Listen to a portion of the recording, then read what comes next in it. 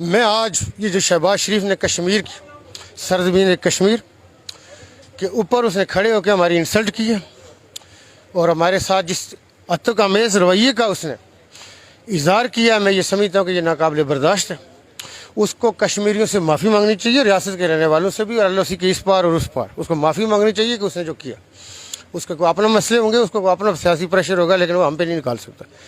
لیکن میں اس کو یہ چیلنج دیتا ہوں کہ 8 کو ہمارے یہ 3 اضلاع، یہ ہمارے غیوروں کی دھرتیاں، میرپور بھی اس کو بتائے گا، بمبر بھی بتائے گا اور کوٹلی بھی بتائے گا کہ کنیا سیٹیں لیتا ہے۔ جو وہاں پہ ہماری لئی ہوئی سیٹوں کے اوپر وہ کاروائیاں ڈال رہے ہیں، نہ وہاں قبول کریں گے یا نہ یہاں کریں گے۔ میں یہ سمجھتا ہوں کہ وہ کشمیر کی سگنیفیکنس کو بول چکا ہے۔ بابا قوم رحمۃ اللہ علیہ نے اس کو شارک کہا ہوا ہے۔ یہ پاکستان کو کمزور کرنے کی کوشش کر رہا ہے، ہم اس کے راستے میں رکاوٹ بنیں گے، آنی دیوار بنیں گے، بالکل نہیں کرنے دیں گے۔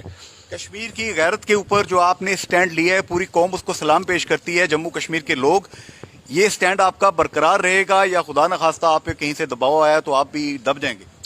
انصاری صاحب دیکھیے، بات یہ ہے کہ آپ کا سوال کا جو آدھا جز ہے وہ بڑا تابناک اور بڑا میں سمجھتا ہوں کہ اچھا ہے۔